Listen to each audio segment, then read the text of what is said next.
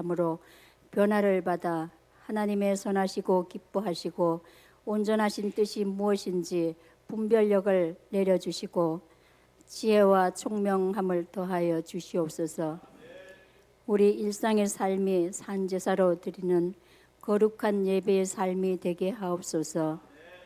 마음은 간절하나 주님의 말씀대로 행하지 못하고 살아가기가 일수입니다. 영육 안의 강건함으로 채워주시옵소서. 사람이 떡으로만 살 것이 아니라 하나님의 입에서 나오는 말씀으로 살리라 하심같이 오늘도 영혼의 양식을 가득 채워주시고 한 주간을 든든히 자로나 우로나 치우치지 않게 하여 주시옵소서.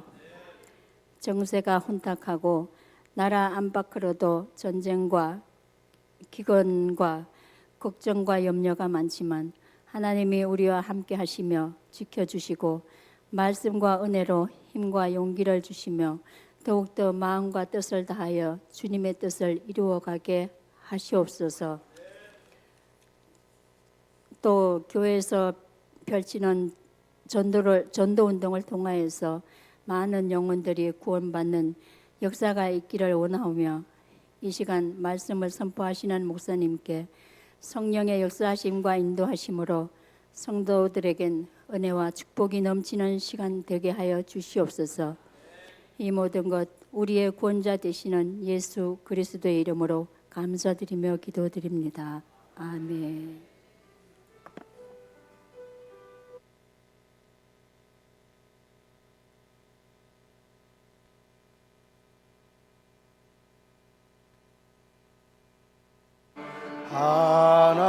하나님께 모든 영광 하나님께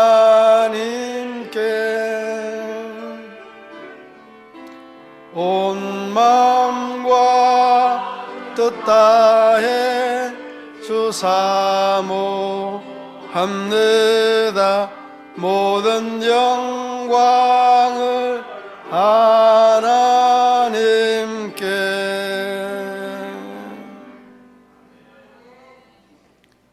이 시간 우리에게 주신 하나님의 말씀 이사야 40장 27절로 31절 말씀,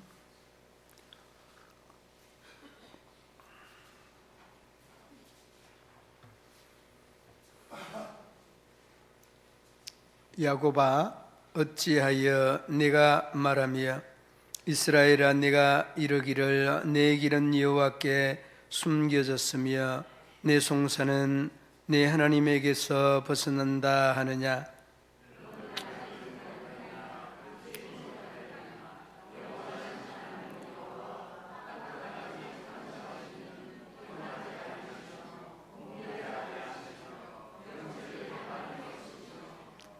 피곤한 자에게는 능력을 주시며 무능한 자에게는 힘을 더하시나니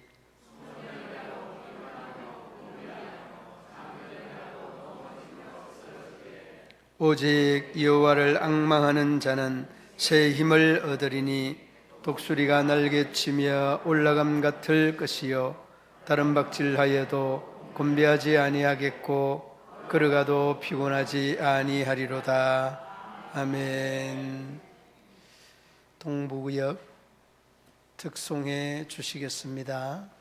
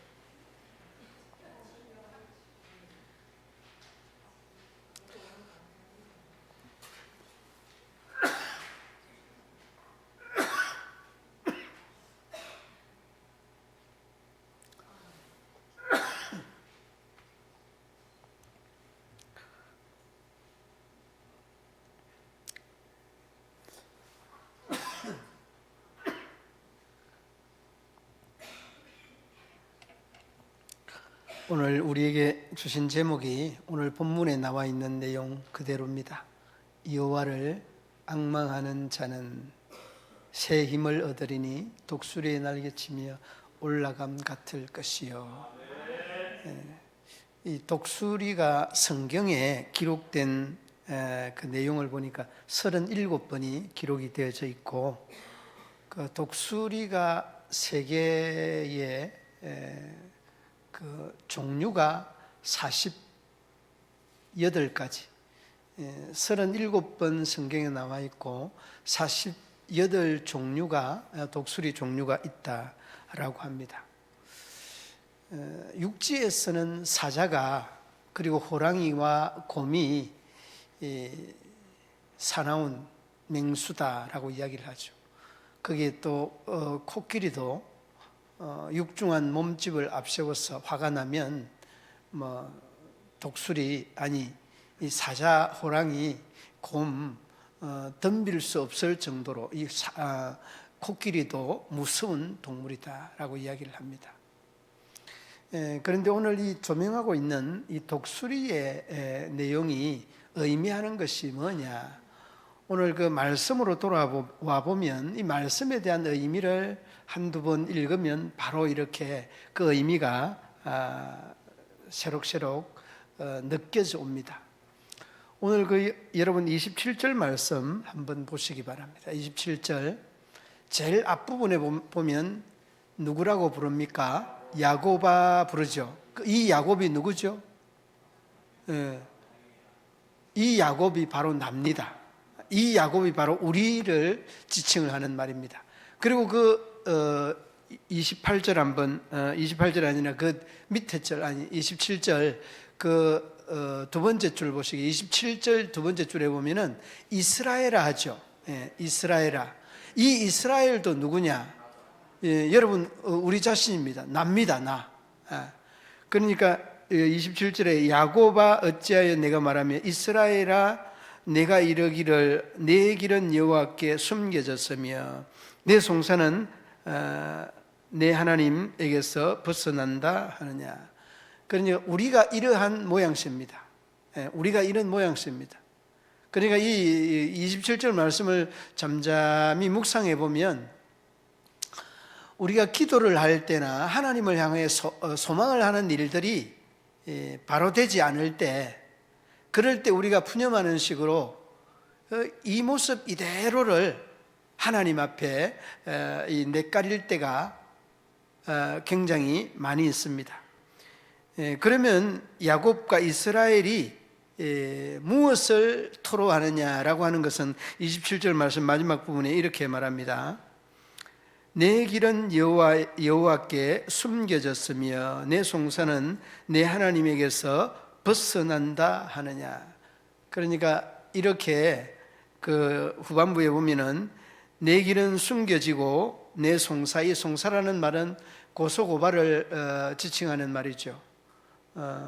그러냐 내 고소고발이라고 하는 말은 억울한 일을 당했다는 그런 말이에요. 억울한 일을 당했는데 그 억울한 일이 하나님에서부터 그 무관심으로 하나님이 잊어버렸고 벗어났다라고 하는 그런 말이에요. 그러니까 이 말씀의 내용을 딱 떼놔놓고 보면 하나님 앞에 불평과 불만을 토로할 수밖에 없는 것들이 바로 오늘 이 말씀에 내 길이 여호와께 숨겨져서 나타나지 아니하고 진행되지 아니하고 답보 상태에 있다는 그런 말이고, 억울한 일들을 당했는데도 하나님이 나 몰라라 하는 이런 사항이 바로 이 야곱과 이스라엘 우리를 향해서 말씀하고 있는 내용입니다.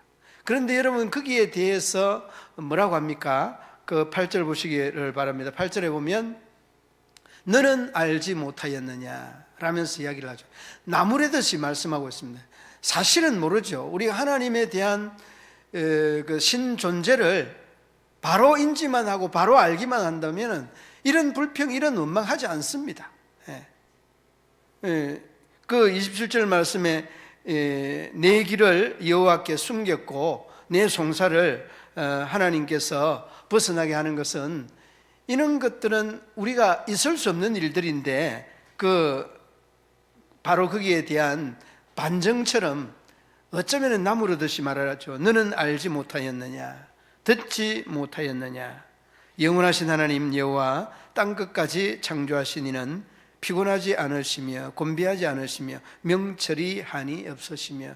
그러니까 이 말씀에 대한 의미를 다시 돌이켜보면 그 27절 말씀에 대한 우리들의 생각이 얼마나 제한되어 있느냐, 얼마나 또 이 국한되어 있고 그릇되고 잘못되어 있느냐라고 하는 것을 단적으로 우리에게 잘 말해주고 표현하고 있는 그런 부분이에요. 우리가 하나님을 믿는다 하면서도 천지를 창조했다고 하면서도 그 천지를 창조하시고 운행하시는 하나님을 우리의 삶의 자리에 받아들이지 아니하는 것이 우리의 신앙의 형태다는 것을 지적을 해주는 내용이 바로 이 말씀이에요. 여러분, 행함이 없는 믿음은 죽은 믿음이다 라는 말이 이 야고보서 2장에 나와 있습니다.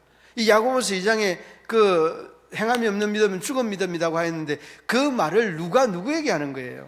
하나님께서 우리에게 말씀하는 내용과 똑같은 말이에요. 오늘 27절 말씀이 야곱과 이스라엘, 바로 그들이 난데 그들이 가지고 있는 이 신앙 간의 잘못된 것들을 28절에서 야단치듯이 말하지 않습니까? 너는 알지 못하였느냐, 듣지 못하였느냐, 영원하신 하나님. 여러분, 이 내용을 쭉 읽으면서 느껴오는 느낌들이 참 우리가 믿음 없는 삶을 여전히 고집하고 있다, 우리가 믿음 없는 신앙을 여전히 강조하고 있다는 것들을 느껴볼 수 있게 하는 그런 대목입니다. 그리고 여러분 뒤로 28절에 보면 알지 못하였느냐라고 하는 이 대목은, 알다라고 하는 말은 야다라고 하는 말이에요. 야다. 이 야다라고 하는 말은 경험적으로 아는 겁니다. 하나님을 너희들이 경험해보지 않았느냐 이 말이에요. 그냥 단순하게 추상적으로 아는 그런 게 아니에요. 지식적으로 아는 것이 아닙니다. 경험적으로 아는 것이 하나님을 바로 아는 겁니다. 여러분, 이스라엘 백성들은 더더욱이 경험적으로 하나님을 알고 있습니다. 여러분, 출애굽할 때에 그 하나님을 저희들은 열재앙을 비롯해서 홍해 바다가 갈라지고 엄청난 하나님의 기적을 저희들이 눈으로 보고 또 직접 체험하면서 출애굽을 하였던 세대 아닙니까?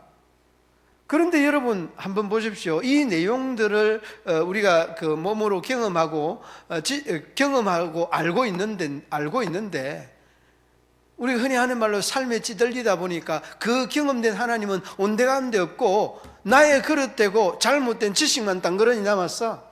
그냥 교회 나왔어, 예배 드리고 가기만 하면 이게 신앙의 전부인 양, 그렇게 그냥 우리의 신앙을 몰아가는 그런 모습들이 오늘의 현실입니다. 오늘의 현실. 그러니까 여러분, 이 안다, 알지라고 하는 이 말에 대한 의미는 경험적으로 하나님, 체험적으로 습득되어 있는 하나님이다는 것. 여러분, 여기서 하나님 경험 안 한 사람 어디 있나요? 한 사람도 없습니다.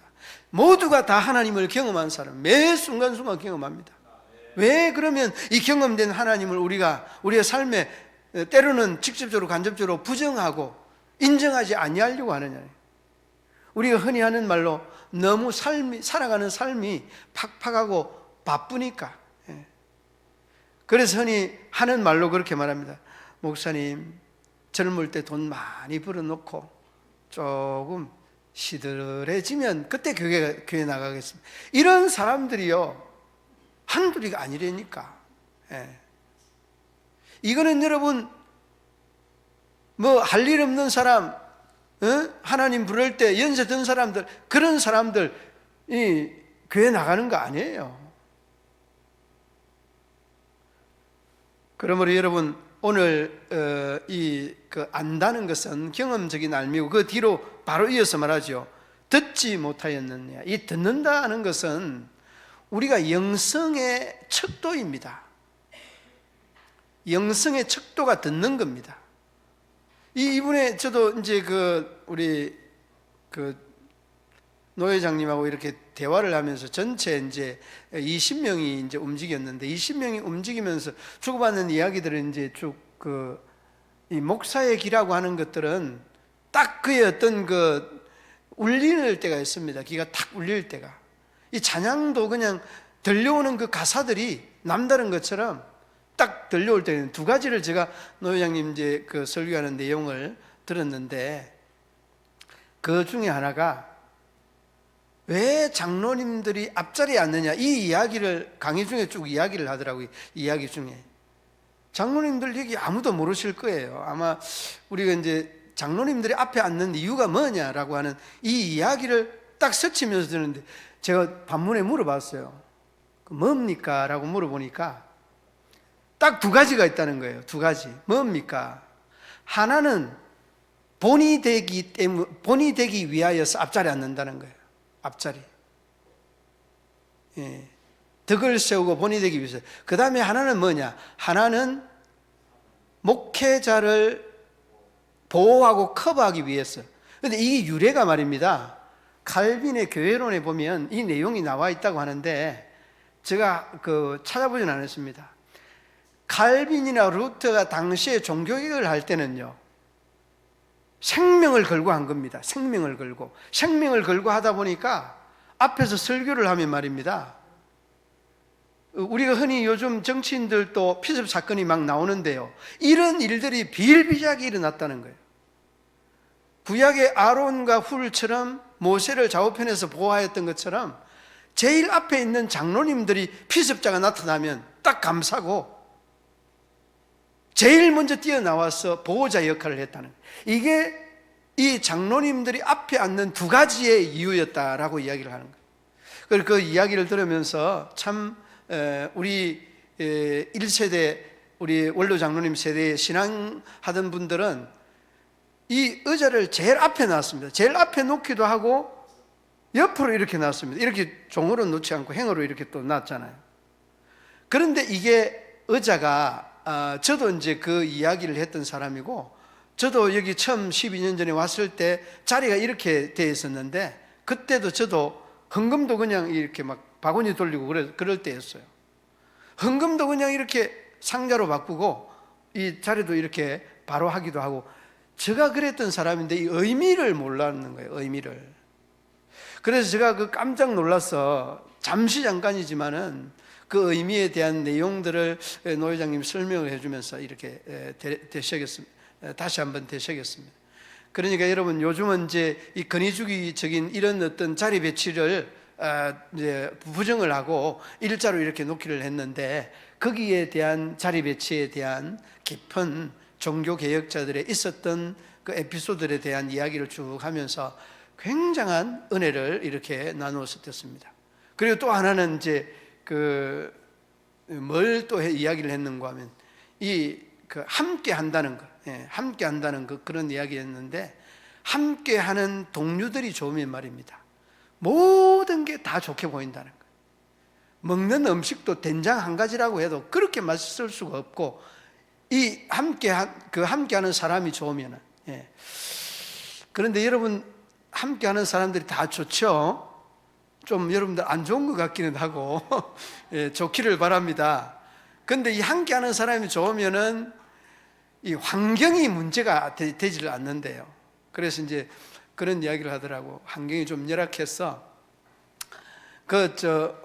호텔도 좋은 호텔도 있는데 왜 이렇게 좀 안 좋은 숙소를 잡았느냐라고 하니까, 숙소가 좋아도 아무 소용이 없다고, 우리 팀원들이 좋지 않느냐.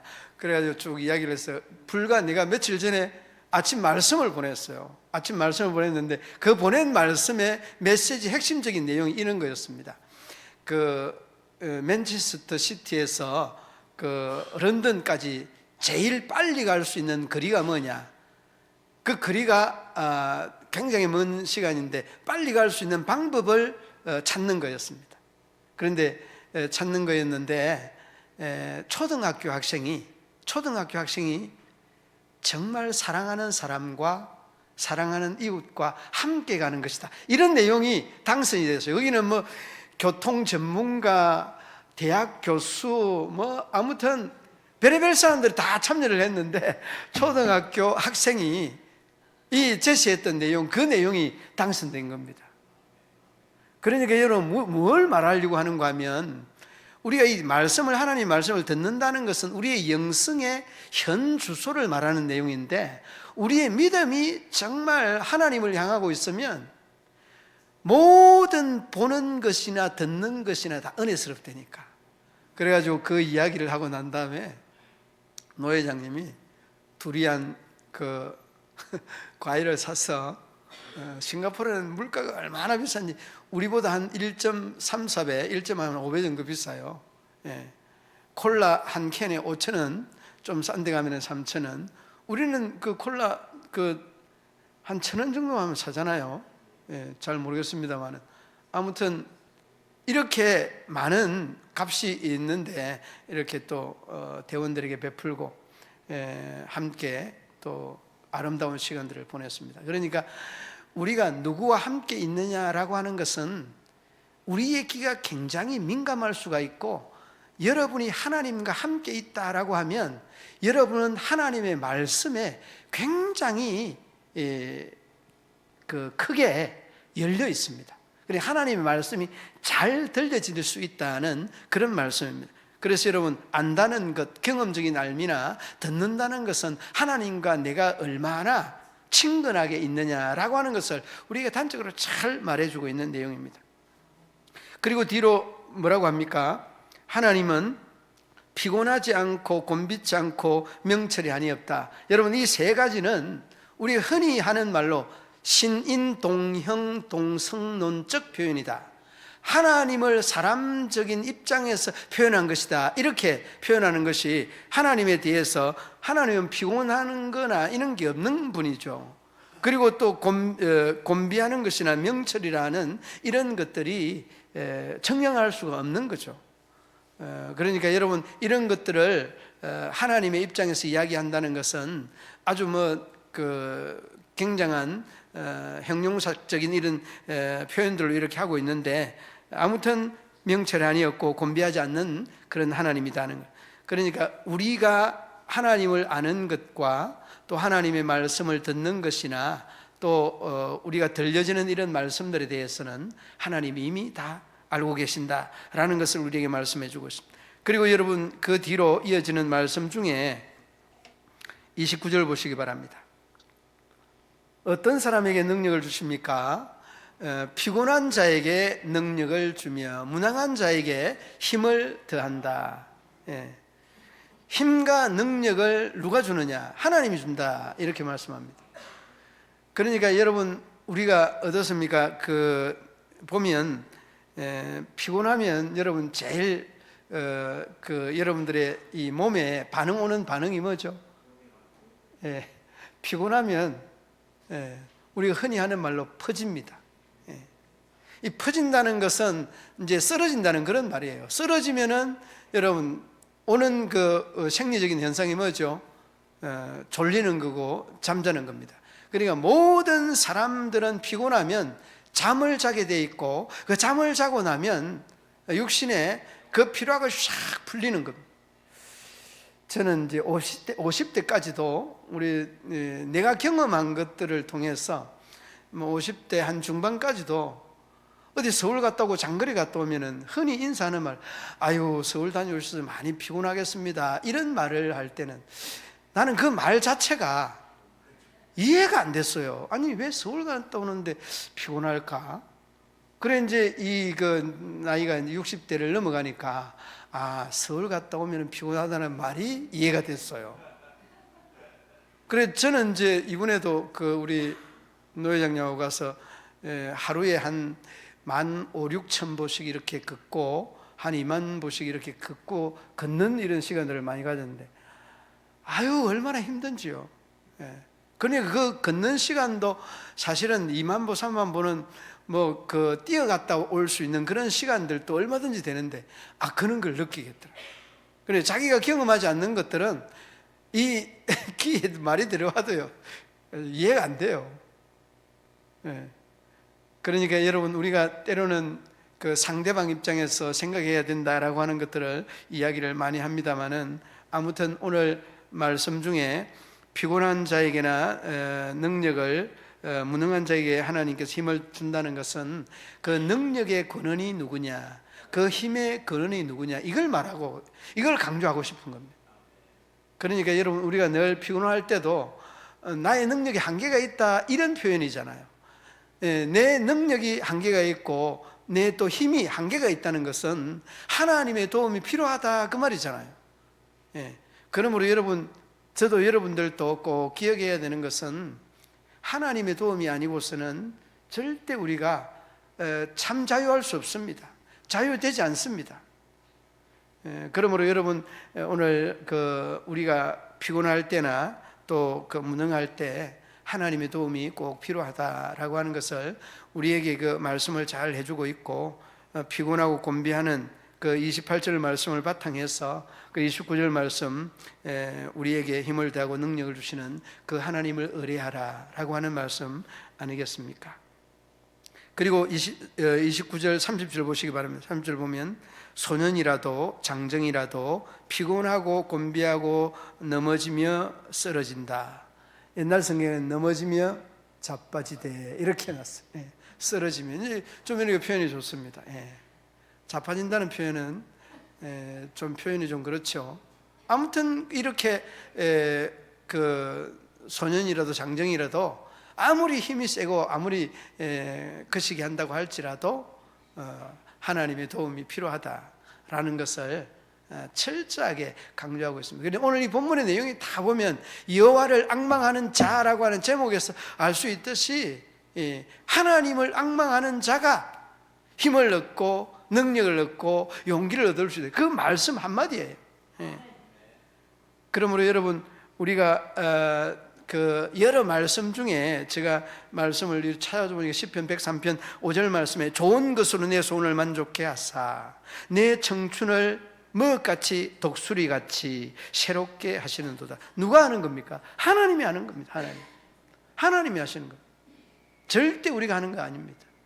여기서 철저하게 우리가 기억해야 되는 것은 소년이라도 피곤하고 장정이라도 넘어지고 쓰러지고 자빠지는데 그 능력과 그 힘을 주시는 분이 하나님이시다라는 것을 강조하고 있지 않습니까? 그리고 여러분 뒤로 31절 말씀 보시기 바랍니다. 31절 오직 여호와를 앙망하는 자는 새 힘을 얻으리니. 여러분, 독수리가 그 소그룹을 강조할 때 이 독수리에 대한 이론들을 꼭 이야기를 합니다. 독수리 이야기를 꼭 이야기를 합니다. 독수리가 이렇게 높은 창공을 오를 수 있는 그 힘이 바람을 탈 줄 아는 것과 그 다음에 또 이 수평 균형을 이룰 수 있다는 것이 이 독수리가 가지고 있는 이러한 그 힘입니다. 그런데 여러분, 참새가 그렇게 높이 올라가던가요? 참새는 그냥 이 날개만 쳐서 여기서 저기 건너가고 하는 것만 하지 바람을 이용을 못해요. 바람을. 그러니까 독수리의 그 가지고 있는 능력을 말씀을 잘 해주는 내용인데, 이 보호는 독수리의 균형을 의미하는 것은 우리의 신앙에 대한 균형을 말하는 것이다는 것. 독수리의 날개치며 올라간다는 것. 여러분, 우리 이 균형을 잘 맞추게 되면은 추락할 수밖에 없고, 추락되어지는 이러한 사항은 끝입니다. 조금 이따 그 추락하는 독수리에 대한 이야기를 하겠습니다만은, 아무튼 이렇게 균형 잡힌 신앙생활이 하나님께로 바로 이룰 수 있다는 것, 이 원칙, 이 기준은 여러분이 꼭 기억해 두어야 되는 부분이기도 합니다. 그러므로 여러분, 우리가 믿음의 신앙생활에 어느 것 하나 강조되거나 약화되어서는 안 됩니다. 균형을 딱 잡고 교회론, 성령론, 신론, 일론, 그리고 이런 삼위일체론, 이런 저런 교리들을 조금은 균형을 맞춰야만이 신앙생활이 건강한 신앙생활로 나갈 수 있다는 겁니다. 그래서 여러분, 독수리 날개는 신앙의 균형을 잘 맞춰야 된다라고. 그리고 여러분, 독수리 날개치며 올라감 같다는 말은 신앙이 머물러 있지 아니하고 한 걸음 한 걸음 성숙한 단계로 나가야 된다. 그러한 말씀 아니겠습니까? 신명기 32장 10절에 보면 이렇게 표현을 하고 있습니다. 자기 눈동자같이 지키시도다.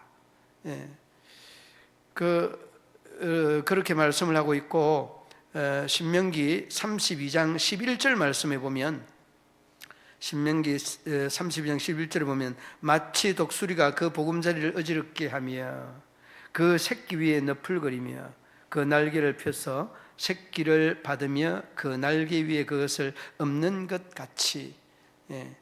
그러니까 여러분, 얼마나 이 그 독수리가 새끼에 대한 그 애틋한 이러한